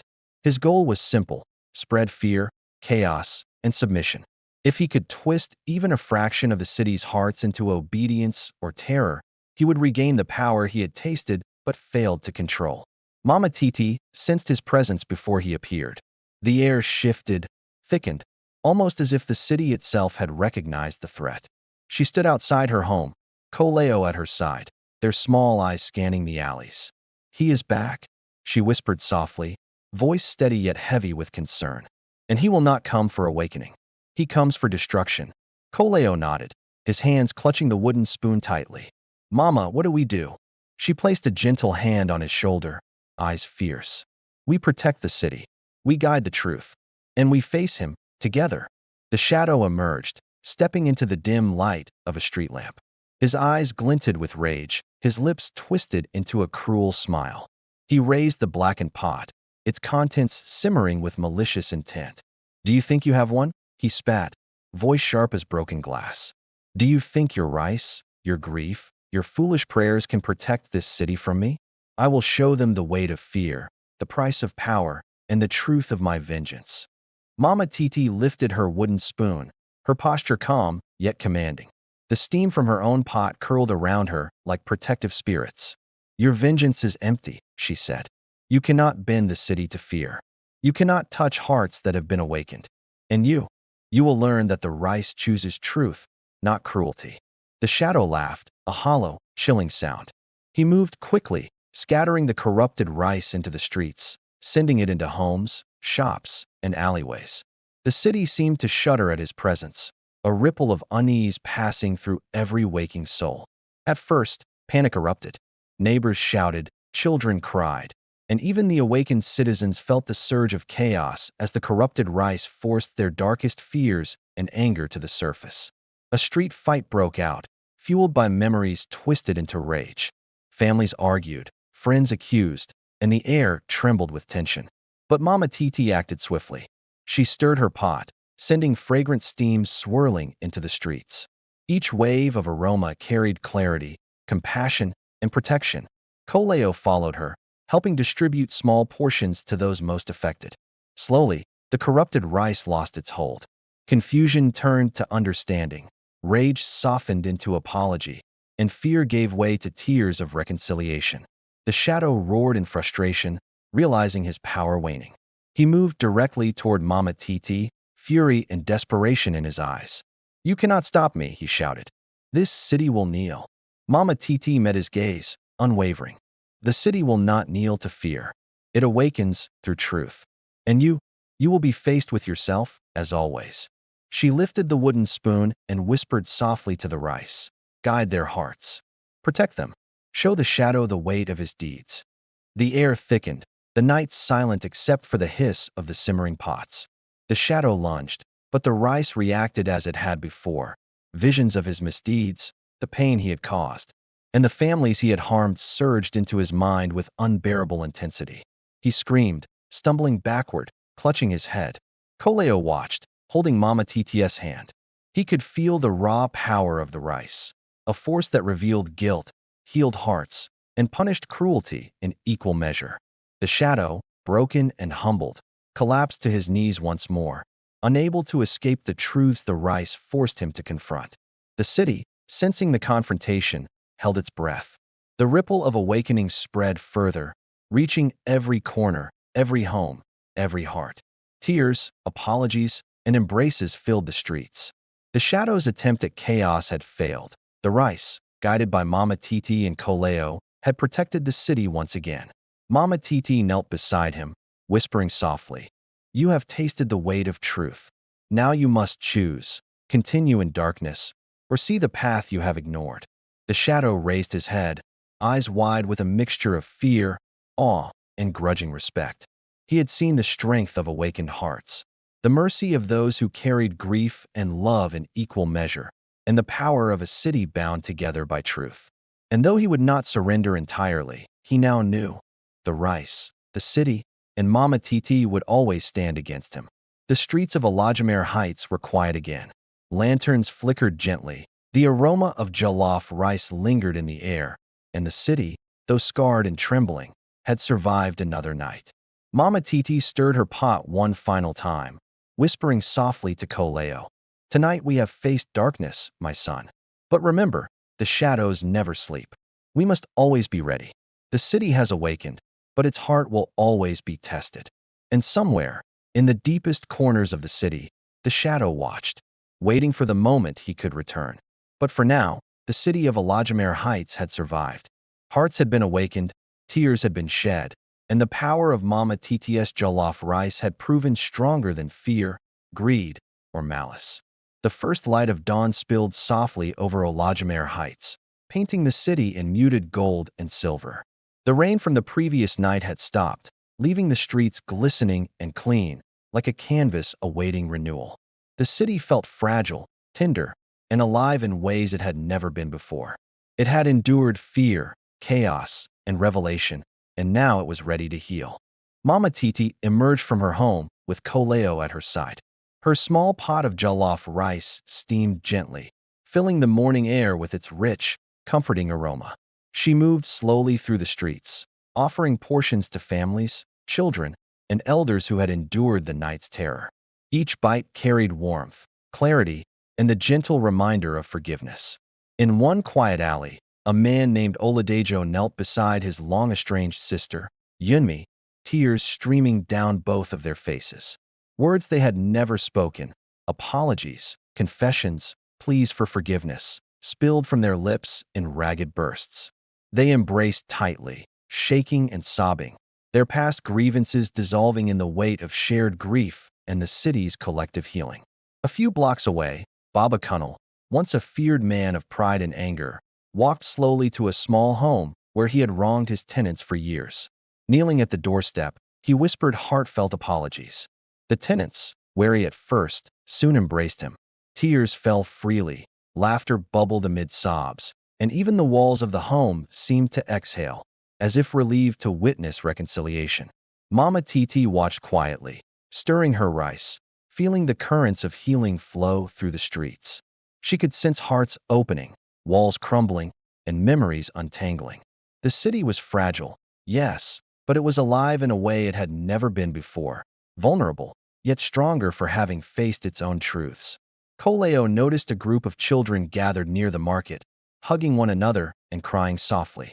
They were sharing stories of fear, sadness, and guilt, their small voices carrying honesty that adults often struggled to speak.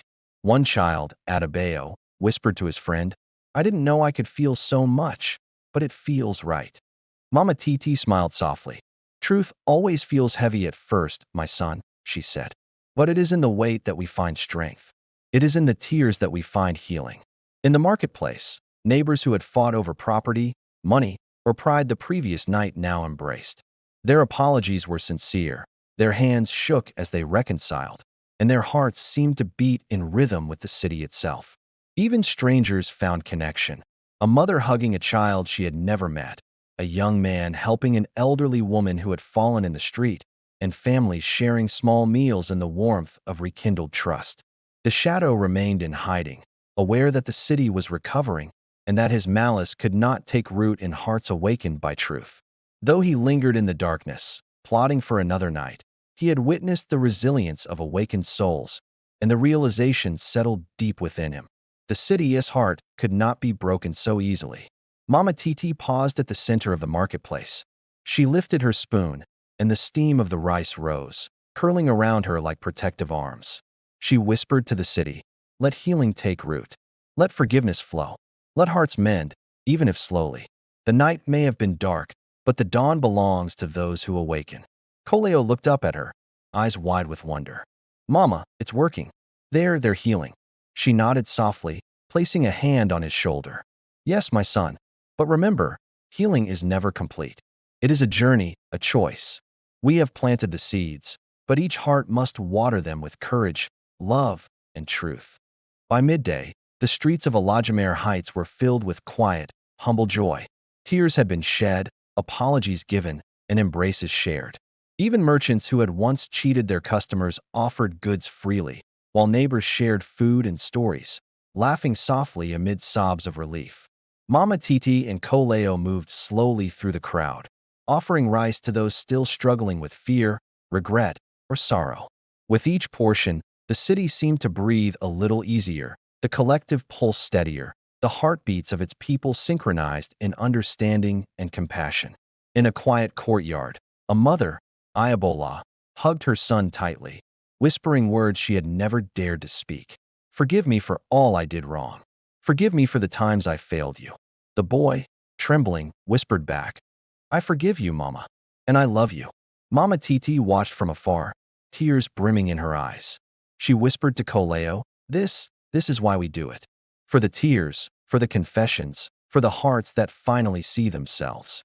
The city heals because we reminded of what it truly is, flawed, yes, but capable of love, forgiveness, and strength. Even the wind seemed to carry the city's renewal, rustling leaves, scattering petals, and swirling through alleys as if the very soul of Ọlódùmarè Heights had risen from the darkness. The shadow, still lurking, could only watch from afar. He had tasted the power of the rice and the awakening of the city, and though he had survived, he understood now that he could not control it. He could plan, he could wait, but the hearts of the awakened city were no longer his to bend. Mama Títí stirred her rice one last time that afternoon, whispering softly, "The city heals, my son, but the shadows will always return. The work never ends. We must always be ready, for hearts are fragile, and the world is full of those who fear the light." Coleo nodded solemnly, feeling the weight and the honor of his role.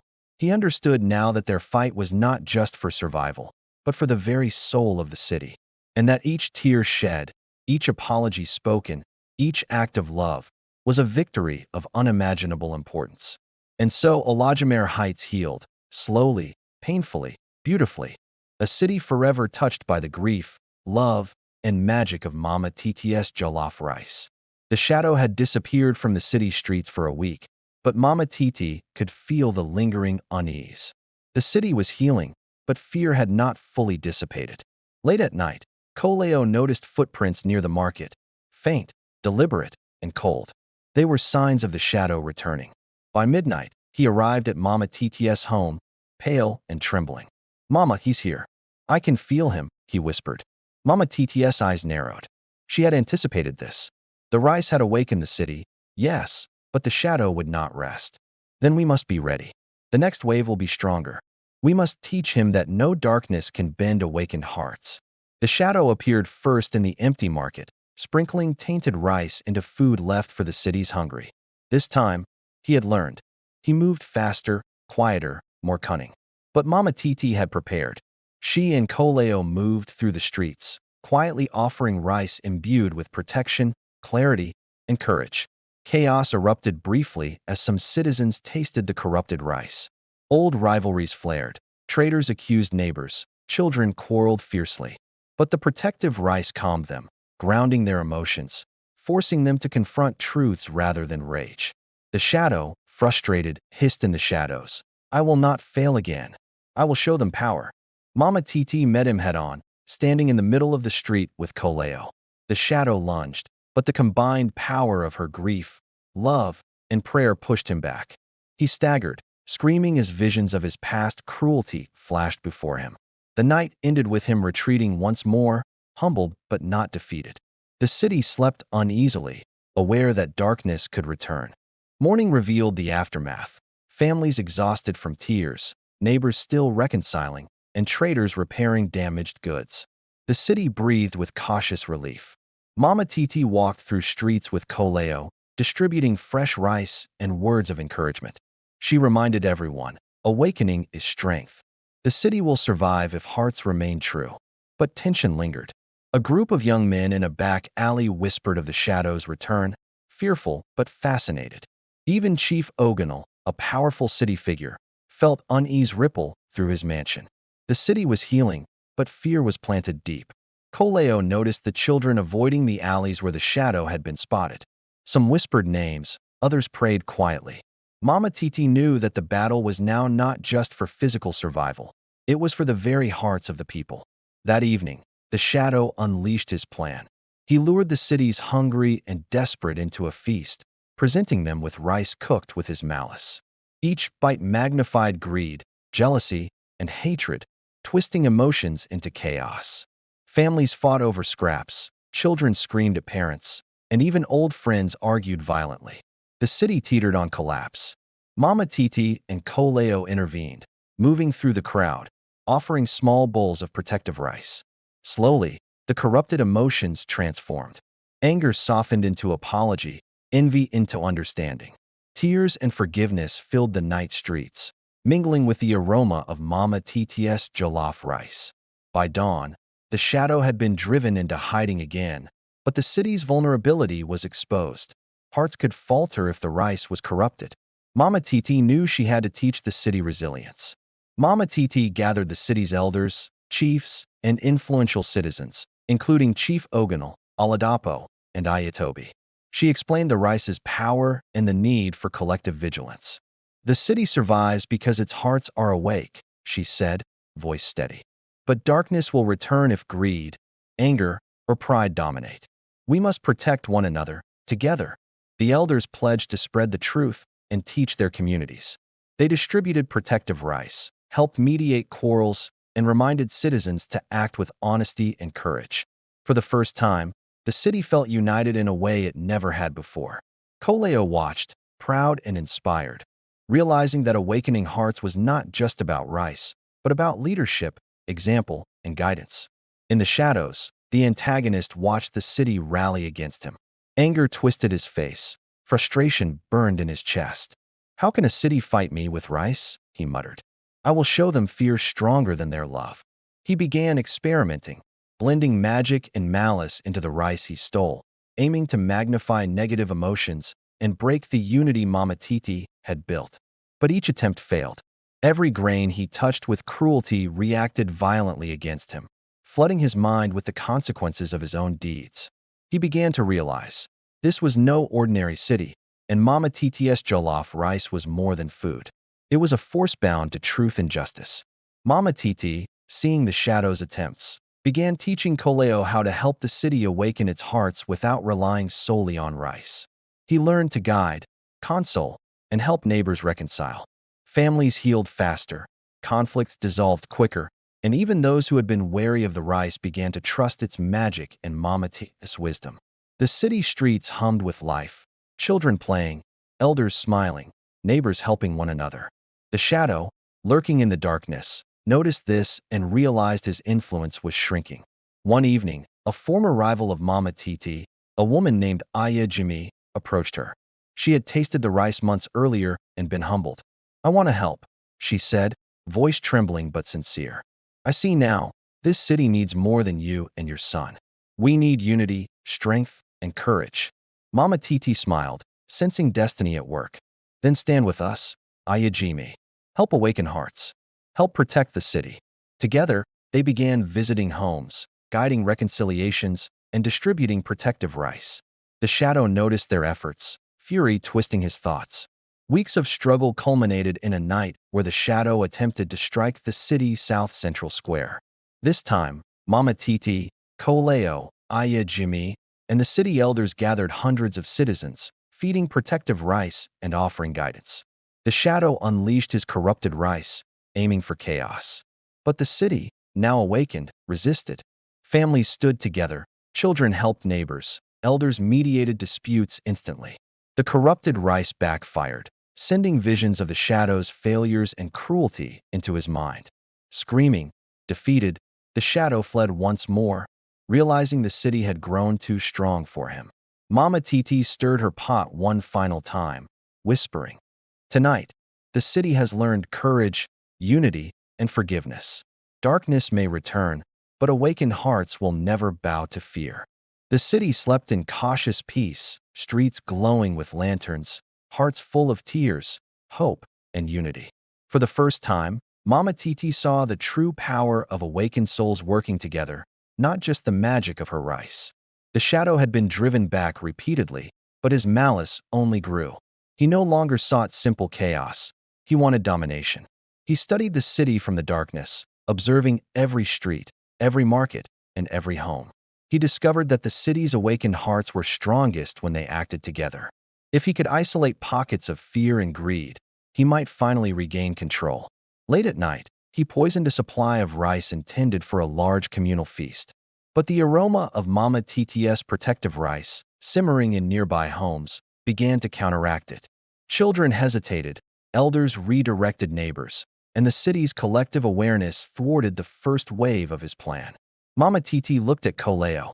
"He is growing bolder. He will not stop until he has tried everything. But we are stronger, my son. Remember, courage multiplies when shared." Mama Títí organized community gatherings, teaching people not just to eat the rice, but to guide each other.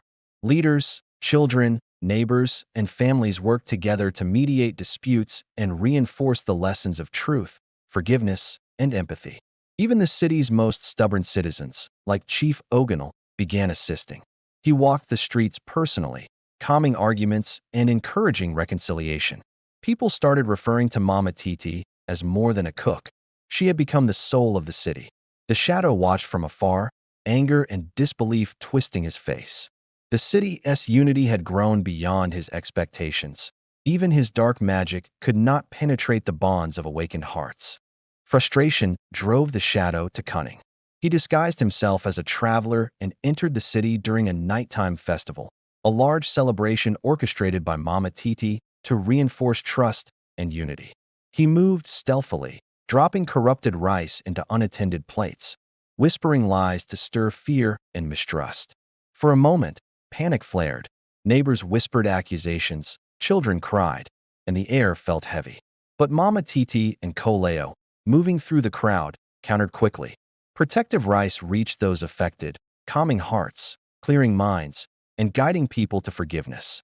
The shadow hissed, realizing the city's hearts had learned to resist chaos, not just survive it. His malice had limits now, limits the awakened city refused to honor. Mama Títí and Koleo began visiting homes, schools, and marketplaces, showing citizens how to support each other when fear or anger rose. Families embraced, reconciliations deepened, and children began mediating minor disputes among peers. The shadow attempted small attacks repeatedly, but the collective strength of awakened hearts repelled him each time. His frustration grew unbearable. Every plan to incite chaos failed. In a small alley, an elder whispered to Mama Títí, "Your rice does not just awaken hearts. It gives courage to the weak and clarity to the lost. The city is becoming something greater than fear itself." Mama Títí nodded, stirring her pot gently. "Yes, but the shadow will not give up. We must remain vigilant, always." The shadow, realizing he could not win alone, sought help. In the outskirts of the city, he found a Janiku, a mysterious figure skilled in trickery and deceit, with knowledge of dark charms and forbidden herbs. Together, they concocted a plan to corrupt a massive batch of rice and distribute it secretly across the city. This time, their goal was not mere chaos, it was destruction. Families could fight themselves apart, friendships could shatter, and the awakened hearts could fracture under extreme pressure. Mama Títí sensed the danger immediately. She knew this would be the shadow's most dangerous attempt yet. "Koleo," she said, voice steady. "This is the night we must awaken not just hearts, but courage itself. The city depends on us." The shadow and Ajanaku began distributing the corrupted rice in secret, sending whispers of fear and doubt along with it. Neighborhoods where trust was weak began to crumble. A young man accused his sister of betrayal. A shopkeeper shouted at customers over imagined slights, and small arguments escalated into violent confrontations. For the first time, the city truly trembled under the weight of coordinated malice. Mama Títí moved quickly, offering protective rice and guidance, calming the affected citizens. Her voice echoed in the streets. "Face yourselves. Face your hearts. Do not let fear rule you." Despite the chaos, the city's core had grown strong. Families, friends, and neighbors now instinctively protected one another. The corrupted rice failed to fully control anyone who had tasted Mama Títí's protective jollof. Frustration consumed the shadow. His schemes were unraveling in real time. Even Ajanaku began to tremble, realizing that the city's unity and awakened hearts were far stronger than any trick or charm they could wield. Mama Títí watched the streets hum with reconciliation, whispering to Koleo, "See, my son, darkness can only test courage, not destroy it." Mama Títí and Koleo called a city gathering in the central square. Hundreds of citizens arrived, bringing food, words of forgiveness, and prayers. Mama Títí stirred her pot of rice, the aroma spreading like a warm shield across the city. The shadow watched from the outskirts, furious and exhausted. The city had learned to awaken hearts without her rice alone. The people themselves had become guardians of their own courage and compassion. Even minor disputes that had erupted from corrupted rice were resolved within minutes. The city now stood resilient, a living proof that awakened hearts could withstand darkness. The shadow realized that brute force, deception, and malice could no longer control the city. His power over the people was gone. Only by confronting Mama Títí directly could he hope to regain control, but she was ready. Mama Títí prepared a final countermeasure, combining grief, prayer, love, and memory into a massive pot of rice. Koleo helped, infusing courage and clarity into every grain. The shadow approached, attempting intimidation, but as he neared the city square, the collective hearts of Ọlódùmarè Heights rose in defiance. Even from afar, the shadow felt the weight of truth pressing down upon him, visions of his cruelty exploding in his mind. He screamed, staggering backward, realizing he had underestimated the awakening of united hearts. In the city square, Mama Títí stood tall, Koleo at her side, hundreds of citizens behind them. The shadow arrived with a Janiku, but the sheer force of awakened hearts created a barrier the corrupted rice could not penetrate. Mama Títí raised her spoon and whispered softly, but powerfully, "The city awakens. Darkness may try, but it will always be met with truth, love, and courage. Your power ends here." The shadow and Ajanaku screamed in frustration as the visions of their past misdeeds, every act of cruelty, and every broken heart flooded their minds. They collapsed, trembling, unable to face the awakened unity of Ọlódùmarè Heights. Koleo stepped forward, whispering, "Even the wicked can see the truth, if they are brave enough to face it." The city square was filled with tears, laughter, and the smell of Mama Títí's jollof rice. Families reunited, friendships strengthened, and the citizens of Ọlódùmarè Heights understood. The shadow had been stopped, at least for now, not by force alone, but by the awakening of hearts and the courage to act together. The shadow had retreated to the city outskirts, furious, humiliated, and desperate. Ajanaku whispered of an ancient charm, one that could bend even awakened hearts if he added enough malice to it. He returned under a moonless sky, carrying a massive sack of rice infused with darkness. This time, his plan was simple: target the city's central square during the Festival of Lights, where hundreds would gather. Mama Títí, sensing his return, stood in the square with Koleo and Ayajimi. Hundreds of citizens gathered, clutching bowls of protective rice, candles flickering in their hands, eyes wide with determination. "Tonight, the city must stand as one," Mama Títí whispered. "No darkness can divide hearts that have learned to see truth, sorrow, and love." The shadow struck, scattering corrupted rice and spreading fear. Panic threatened to rise. Screams echoed. Children clung to parents. Neighbors argued. But the awakened city did not falter. Families formed protective circles. Friends held one another, and elders guided those trembling with fear. Mama Títí stirred her pot, the aroma swirling like a golden shield across the square. She whispered to the rice, "Protect them, awaken them, and remind the shadow that love and truth cannot be destroyed." As the shadow tried to impose fear, the citizens of Ọlódùmarè Heights responded. Mothers comforted their children, neighbors mediated disputes instantly, and even strangers embraced one another to resist his influence. Koleo distributed bowls of protective rice to those most affected, guiding hands and hearts. Every bite grounded fear, clarified intentions, and reminded people of their shared humanity. Even the shadow's ally, Ajanaku, began to falter. The sheer power of collective awakened hearts overwhelmed him. His whispered charms bounced back, confronting him with his own malice. The shadow realized, for the first time, he could not break the city through fear alone. Each act of hatred he sent out was met with love, courage, and forgiveness. His power waned, his rage grew, and desperation consumed him. Mama Títí stepped forward, her voice clear and unwavering. "You may try to spread darkness, but awakened hearts will always resist. Your reign ends tonight." The shadow, furious, lunged directly at Mama Títí, attempting to scatter his cursed rice into her pot. Koleo and Ayajimi stood beside her, holding protective rice high. As he approached, the combined prayers, tears, and intentions of hundreds of awakened citizens formed an invisible barrier around the square. The shadow screamed as visions of every life he had harmed flooded his mind. Mothers he had frightened, children he had cursed, families he had torn apart. He fell to his knees, clutching his head. Even Ajanaku collapsed beside him, unable to endure the flood of truth unleashed by Mama Títí's jollof rice and the collective awakening. Mama Títí walked slowly toward him, her wooden spoon lifted, eyes full of sorrow and determination. "See yourself, shadow. Face the lives you have broken.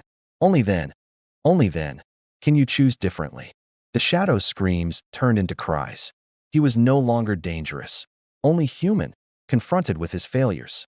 The city watched silently, hearts beating with a mixture of fear, awe, and relief. With the shadow humbled and retreating, the city began to heal completely. Families hugged, children ran to parents, neighbors reconciled, and laughter mingled with tears. The Festival of Lights became a true celebration, not of rice or magic, but of hearts awakened, courage found, and love restored. Mama Títí moved through the crowd, offering bowls of her jollof rice. Each bite ignited tears, forgiveness, and understanding. Koleo helped a group of children reconcile after a petty quarrel, while Jimmy mediated between feuding neighbors. Even Chief Oganal knelt to apologize to a family he had wronged decades ago. Elderly women hugged neighbors they had never spoken to. The city streets shone under lanterns, alive with joy and tearful relief. Mama Títí whispered softly to Koleo, "See, my son, when hearts awaken together, even the darkest shadow cannot stand." Tears are not weakness. They are strength, honesty, and love.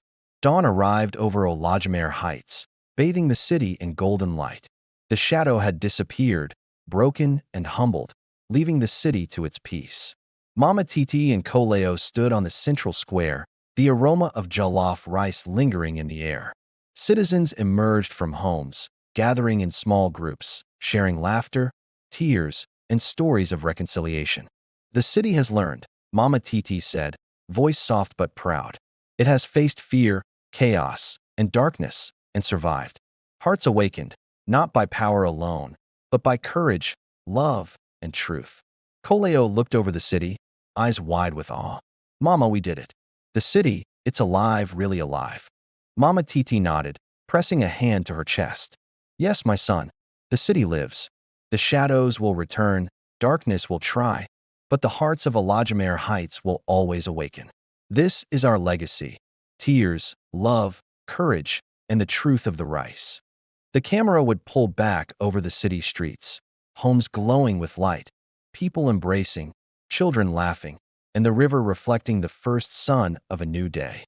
The city was reborn, strong, resilient, and forever touched by Mama Títí's jollof rice. And somewhere in the distance, the faintest shadow lingered, watching, but knowing the awakened hearts of Ọlódùmarè Heights could never be broken again. Please subscribe, share, like, and comment for more videos.